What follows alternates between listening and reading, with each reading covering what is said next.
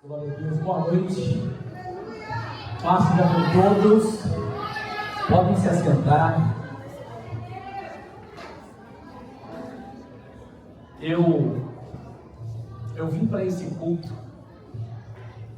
com uma mensagem no livro de 1 Reis, capítulo de número 17.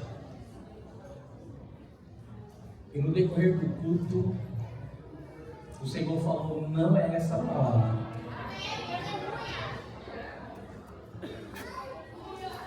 Manda quem pode e obedece quem tem juízo. Amém? Estou muito feliz de estar aqui mais uma vez. Pastor Amal, muito obrigado. Pastor Josué, pelo carinho sempre. Minha esposa está comigo. Pastora Edna. Nós iremos retornar amanhã para o Brasil. Já era para termos ido embora. Surgiu mais 2 compromissos, um ontem e o de hoje. Eu entendi que era para nós ficarmos. Amém, amados?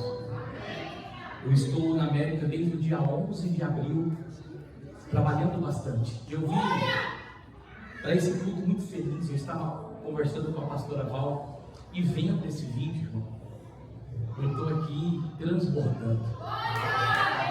Semana passada eu recebi uma ligação de um ex-paciente da minha clínica, o Eduardo. O Eduardo chegou na clínica em 2009 com a vida destruída pelo crack e pela cocaína. Mecânico de avião. Ele ficou 9 meses na clínica, saiu. O Eduardo hoje é casado, tem sua família, trabalha no aeroporto de Minas Gerais. E ele me mandou um vídeo dizendo: pastor, olha o meu tamanho, estou gordo. Pastor, estou bem, estou com Jesus. Mas eu preciso encontrar um irmão meu que está perdido nas drogas. E ele me passou o endereço aonde possivelmente o irmão estaria, num abrigo em São Paulo. E não conseguimos mais encontrá-lo. Eu orei por esses dias, passei o contato para o meu filho, falei: tu vai tratando com o meu filho. E hoje o irmão ligou para ele. E ele foi buscar, o meu filho foi buscar o irmão do Eduardo em São Paulo. O encontrou, já está na clínica jantando, vai tomar um banho.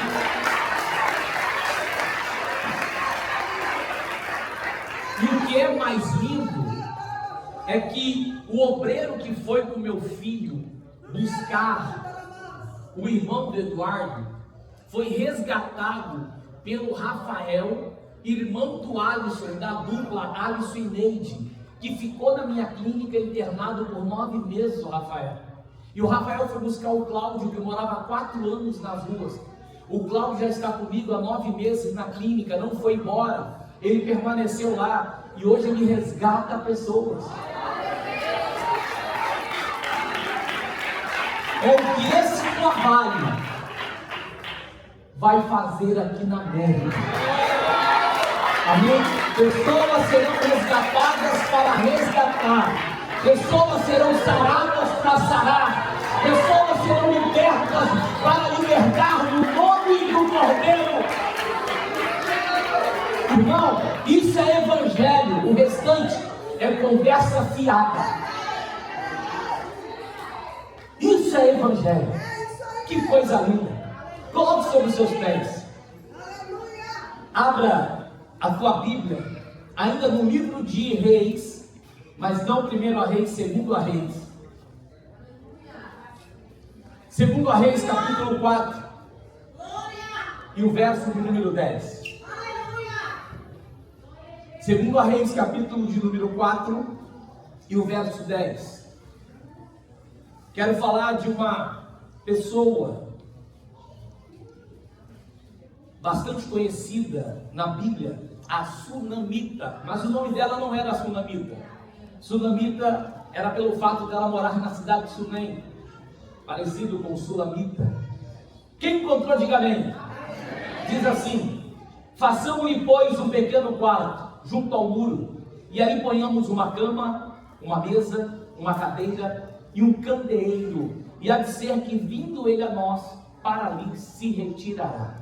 Amém? Pode se assentar. Quero agradecer aqui o Robert e a Karen que estão lá atrás. Robert Robert é meu amigo, lá do Brasil, lá de Osasco, congregamos juntos, subíamos o monte juntos, jejuávamos juntos, mas o Robert já está aqui há 23 anos na América, já é cidadão, hoje está cooperando conosco aqui. Querido, se o teclado puder, um fundo musical, eu agradeço. Eu vou ser bem breve, o tempo é curto, vou resumir o sermão. Queridos, a Bíblia vai relatar, a partir do verso 8 do capítulo 4, sobre essa senhora, a Sunamita. E a Bíblia diz que ela era moradora de Sunem, e o nome Sunem, traduzido no hebraico, significa lugar de aconchego. Porém, a cidade de Sunem era uma cidade pobre, era considerada uma cidade de pessoas bem simples. Mas a Sunamita se torna rica. A Sunamita com o marido prosperam na cidade de Sunem. E nós entendemos que o problema nunca foi o lugar, sempre foram as pessoas. Porque quando você está debaixo de uma palavra, e quando Deus é com você, em todo lugar que você pisar a planta do teu pé, o Senhor vai te dar como herança. A Bíblia vai relatar que ela se torna rica, mas não engravida, não gera filhos. E uma senhora que na ocasião não gerava, ela era chamada de mulher amaldiçoada ou de ventre seco. As mulheres da cidade desejavam ter o que a Sunamita tinha, desejavam morar na casa que ela morava, desejavam ter as coisas que ela havia conquistado. Pessoas que olhavam para a Sunamita pensavam que ela não precisava de mais nada, porque na mente de algumas pessoas pobres, se elas ficarem ricas, elas não vão precisar de mais nada e de mais ninguém. A Sunamita, ela era tão pobre que ela só tinha dinheiro. Tem pessoas que é tão pobre que só tem dinheiro. Não tem paz, não tem alegria, não tem liberdade. Não tem um casamento bem sucedido, não tem filhos abençoados. Mas ela se torna rica com o marido. O marido envelhece e a possibilidade de gravidez foge, escapa. Eles procuraram construir tesouros na terra. Eles edificaram uma boa casa, compraram terras. Casa é uma construção de tijolos com cimento. Agora o lar é construído com princípios e valores. O que está sendo construído para mudar vidas não é apenas construções de tijolos e blocos e cimento e madeira, mas é uma construção de princípios e valores. A Bíblia vai relatar que Eliseu passava constantemente pela cidade. O nome Eliseu significa Deus é salvação. E quando Eliseu passava pela cidade, ele passava pela casa da Sunamita, e ali davam a ele pão e água, e ele seguia viajando. Nessas passagens a Sunamita conseguiu perceber a necessidade do profeta. Queridos, ela enxergou, percebeu a necessidade de Eliseu quando ele passava pela sua casa. Diferente de muitas pessoas que frequentam essa casa, mas às vezes não conseguem perceber a necessidade da obra. Deus, ele não precisa do meu dinheiro, Deus não precisa do seu dinheiro, mas a obra sim. A Bíblia vai relatar que ela vai até o marido e sugere ao marido a construção de um quarto. Ela fala para o marido: eu tenho observado que esse homem que sempre passa por nós é um santo homem de Deus. Ela não sugeriu trazer para sua casa qualquer pessoa, mas uma pessoa a quem ela havia observado. Ele passava pela cidade e ela percebeu que ele era um homem de Deus, ele era crente, ele era fervoroso, ele era um profeta de verdade. O nosso maior problema é que nós trazemos pessoas para as nossas vidas que às vezes nós não procuramos observar. E às vezes você coloca dentro da tua casa quem vai trazer maldição e muita desordem. Ela disse para o marido: vamos construir um quarto junto ao muro e vamos mobiliar. Nós vamos colocar uma cama, uma mesa, uma cadeira e um candeeiro, para que quando ele passe por aqui, ele tenha aonde descansar. Ela conseguiu identificar que quando ele passava pela cidade, ele precisava de um lugar para descansar. Quarto é intimidade. Muro, segurança. Mesa, lugar de comunhão. Cadeira, lugar de destaque. E candeeiro é luz no ambiente, que simboliza a pessoa de Cristo, que é a luz do mundo. Ela tinha dinheiro e o que ela tentou conversar com o marido foi mais ou menos: amor, nós só temos dado a ele pão e água, e nós podemos fazer um pouco mais. Vamos construir um quarto do profeta? Se morrermos amanhã, conjecturando, nós vamos deixar para quem? Nem filho nós temos, e não vamos ter. Queridos, isso aqui é muito sério. A Bíblia vai relatar que ele concordou, e ela tinha dinheiro, eles tinham dinheiro para começar e terminar. Porque você pode fazer mais do que você tem feito. A Bíblia diz que se você fizer só aquilo que te pediram, você ainda será chamado de servo inútil. Às vezes vem um culto por semana, no domingo, 48 no mês, de 365 dias no ano, e ainda acha que está fazendo muito para o Senhor. Você pode orar mais, você pode jejuar mais, você pode ofertar mais, você pode se entregar mais, você pode ser gasto mais no altar. Ela disse para o marido: nós podemos fazer mais. Começaram a construção. Você começa a imaginar comigo a curiosidade dos vizinhos. A sunamita está aumentando a casa. Será que ela está grávida? E se está grávida, deve ser do vizinho, porque o marido está com a idade avançada. Quando uma construção se inicia, os curiosos aparecem. Se está construindo é porque está roubando. Se está construindo é porque está desviando dinheiro. Comprou outro carro, meu Deus do céu, deve estar vendendo droga. Porque as pessoas não conseguem se conformar quando as construções começam a surgir na sua vida, quando as coisas começam a mudar na sua vida, quando tudo começa a mudar no ministério. Se levantam pessoas, e não são pessoas lá de fora, são pessoas de dentro. Começam os burburinhos. Ela disse para os vizinhos: estou construindo um quarto do profeta Eliseu. Quando ele passou, o quarto estava construindo, ela entregou as chaves. Ele sobe, se deita na cama. Foi a primeira coisa que ele fez. Ele estava cansado. Ele começa a olhar dentro do quarto, ele fica constrangido, pastor Josué. Lençóis limpos, cobertores com bom cheiro, comida na mesa, água fresca, banheiro limpo. Ele fica tão constrangido da maneira que ela estava os tratando, que ele chama Geazi e pede para que Geazi chame a sunamita. Quando ela se apresenta, ele pergunta: posso levar o nome da senhora para o rei? Eu vou falar da senhora para o chefe da guarda do exército, porque a senhora está nos tratando com muito desvelo. Desvelo no Aurélio é amor, carinho e dedicação. Aí a pergunta é: com qual carinho, amor e dedicação você tem tratado esta obra? Com qual amor, carinho e dedicação você está tratando o dono da obra? Eu não sou o dono da obra, a pastora Val não é dona da obra, o pastor Josué também não é, mas aquele que é o dono do reino é o dono da obra.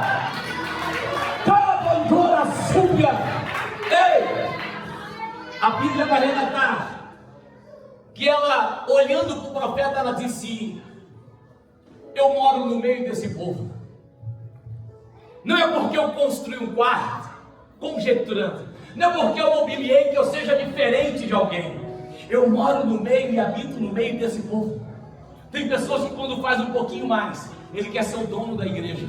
Tem pessoas que quando contribuem um pouquinho mais, ele quer mandar na igreja. Ela disse: eu habito no meio desse povo. Ela volta para a casa dela, mas ele continua constrangido. Queridos, quando você faz o que ninguém está fazendo, você consegue constranger o céu. Quando você é diferente dos iguais, coisas que você vai viver, milhões de pessoas jamais viverão. Ele pergunta para Geazi: Geazi, o que eu poderia fazer por ela? Geazi já havia observado o terreno. Ela não tem filho e o marido é velho. Sabe o que ele estava dizendo? Ela precisa de um milagre. Ela tem dinheiro, mas ela precisa de um milagre. Criança dentro da casa é símbolo de alegria. Ela só tinha dinheiro, não havia alegria dentro da casa. Talvez você entrou aqui e a única coisa que você tem é dinheiro, terra, bens, carros, mas falta alegria, falta paz, falta salvação para a tua vida, falta libertação.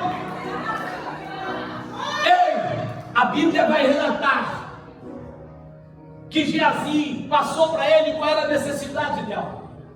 Mandou chamá-la novamente e disse: no tempo de vida tu vai abraçar uma criança, ou seja, 9 meses depois vai nascer o filho. Nem ela acreditava no milagre. Ela disse: não mintas para tua serva, meu Senhor. Ou seja, é impossível. Talvez você entrou aqui e para você é impossível viver o que você sonhou um dia, mas eu vim como profeta nessa noite para lhe dizer que o sonho está de pé, a promessa está de pé, e Ele vai cumprir sobre a tua vida.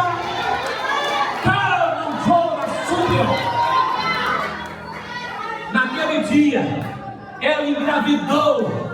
O menino nasceu após 9 meses. Quando ela recebe a palavra do profeta, ela já desce para a casa dela. Naquele mesmo dia ela engravidou. Em Deus, Ele é fiel para cumprir aquilo que Ele prometeu. Ele não se esqueceu de você. A promessa está de pé, está viva. Segundo os historiadores, o garoto alcançou a idade de 5 para 8 anos de idade. E um belo dia o garoto foi para o campo e ter com o pai. Porém, a Bíblia afirma que ele foi ter com o pai no campo que estava com os segadores. Olha que princípio lindo. Ele não foi para o campo e ter com o pai. Ele foi ter com o pai que estava no campo. A mãe estava ensinando para o filho: o teu pai é mais importante do que a terra que nós temos. O teu pai é mais importante do que todos os funcionários que nós temos. E o que você precisa entender é que Deus é mais importante do que o dólar. Deus é mais importante do que o ouro. Deus é mais importante do que a prata. Ele é mais importante. O menino sente uma dor de cabeça, pastor Josué. Começa a reclamar com o pai pede para o funcionário trazê-lo para casa. Chegando em casa, a Bíblia vai relatar que ele começa a reclamar para a mãe começa a orar pelo filho. Ela percebeu que o dinheiro que ela tinha, as terras que ela tinha, não poderiam resolver. E aí ela ora até o meio-dia, porque tem coisas que até ajudam, mas não resolve. O dinheiro pode até te ajudar em algumas coisas, mas quantas pessoas milionárias estão acamadas nesse momento, condenadas pelo câncer, e todo o dinheiro que ela tem não pode trazer a ela vida, cura. A Bíblia diz, amados, que ela ora até o meio-dia, o menino morre. Ela poderia ter perdido o equilíbrio. Ela poderia ter subido para o quarto, derrubado o quarto. Ela poderia ter anunciado para os vizinhos que o profeta Eliseu era um falso profeta. Mas ela sobe com o menino no colo, abre a porta do quarto, coloca o menino em cima da cama e prepara uma viagem, vai atrás do profeta Eliseu. O nome sunamita no hebraico significa pacífica. Sabe o que está faltando para nós? Equilíbrio. Para entender o propósito. Às vezes, diante de uma luta, de um desemprego, de um dia sem trabalhar, nós armamos rebelião, murmuramos, reclamamos. A Bíblia vai relatar que ela prepara a viagem, se depara com o marido no meio do caminho, e ele pergunta: tu está indo aonde? Estou indo atrás do profeta, mas não é sábado, não é tempo, não é lua, aconteceu alguma coisa? Ela disse: vai tudo bem. Crente de verdade não murmura, não reclama. Pode estar passando por vento que for, ele sempre vai declarar: vai tudo bem. Porque quando você entende que Deus está no barco, tudo vai muito bem. Queridos, ela poderia ter destruído o quarto, mas ela não fez isso. Ela entra na casa, no quarto, e coloca o menino na cama. Cama é símbolo de descanso. Você está descansando em quem? Talvez você entrou aqui hoje preocupado com as contas da semana. Talvez você entrou aqui preocupado com as contas do mês. Talvez você entrou aqui preocupado com um diagnóstico médico. Talvez você entrou aqui preocupado com o teu casamento. Talvez você entrou aqui preocupado com os teus filhos. Mas a palavra nessa noite é: descansa em mim e eu farei tudo que você não pode fazer. Ela chega no profeta, conversa com o profeta manda Geazi. Geazi vem, ora, sapateia, dá pirueta, fala em língua estranha e não acontece nada. Ela não desistiu do filho. Ela voltou novamente, viajou novamente e foi atrás do profeta. Ei, não abra mão do que Deus te deu. Não abra mão dos teus sonhos. Não abra mão dos teus projetos. Não abra mão do que Deus tem para a tua vida. Não abra mão do teu casamento, dos teus filhos. Não abra mão. Não desista de ninguém. Não largue a mão de ninguém. Ela voltou, conversou com o profeta veio. Entrou no quarto, a deixou do lado de fora. E a Bíblia vai relatar, já estou encerrando, que ele ora a primeira vez e nada acontece. Ele ora a segunda e nada acontece. O nosso maior problema é que nós vivemos a igreja um dia, não acontece nada, não voltamos mais. Oramos um dia, não acontece nada, paramos de orar. Jejuamos um dia, não acontece nada, paramos de jejuar. Ela não parou, ela não desistiu, ela continuou indo atrás do profeta, porque ela sabia que aquele profeta que havia profetizado que ela seria mãe, poderia profetizar e dar vida ao filho novamente. Quando ele ora pela terceira vez, o menino ressuscita. Ressuscitando, ele abre a porta, entrega o menino para a mãe, e ela desce para casa, a alegria voltou para casa. O luto saiu. Você não vai voltar para a tua casa da maneira que você chegou aqui. Tem milagre de Deus para a tua vida nessa noite. Se coloque na posição, priorize o reino e tem milagre para a tua vida. Queridos, para encerrar a mensagem, quantas pessoas mais ressuscitaram naquele quarto? Quantas pessoas poderiam ter ajudado a construir o quarto do profeta quando ficaram sabendo? Ô Sunamita, eu quero ajudar a construir. O profeta Eliseu, vou ajudar a construir. Não posso trabalhar, mas posso contribuir com material. Mas alguma coisa os vizinhos poderiam ter feito. Ninguém fez nada. Quando ficaram sabendo que o menino havia ressuscitado naquele quarto, em cima daquela cama, você tem noção? Quantas pessoas diariamente batiam na porta da Sunamita, perguntando para ela: posso subir e colocar o meu marido em cima da cama? Posso colocar o meu filho em cima da cama, dentro do quarto do profeta? Posso colocar o meu avô, a minha avó, a minha mãe, o meu pai?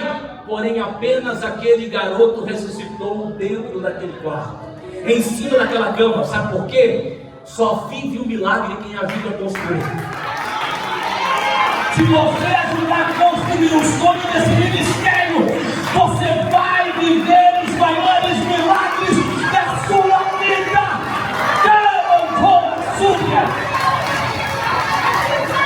Diga para o meu vizinho: ajude a construir. Diga: ajude a construir. E tu vai viver os maiores milagres da sua vida. Coloque sobre os seus pés. Eu não sei se dá tempo para a Sunamita cantar. Pode não precisa ser uma canção inteira, não. Só um trechinho de alguma canção, Sunamita. Eu quero fazer uma oração pela tua vida. E você que sabe que poderia estar fazendo mais, mas não está fazendo. Porque esse é o problema. São aqueles que podem fazer, mas não querem. Tem pessoas que querem e não podem. Se você recebesse hoje um diagnóstico médico dizendo: você tem mais um mês de vida,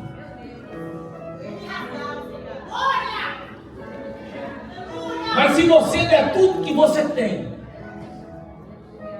isso aqui é só para você pensar, você vai ter mais um ano de vida. Você daria ou não daria?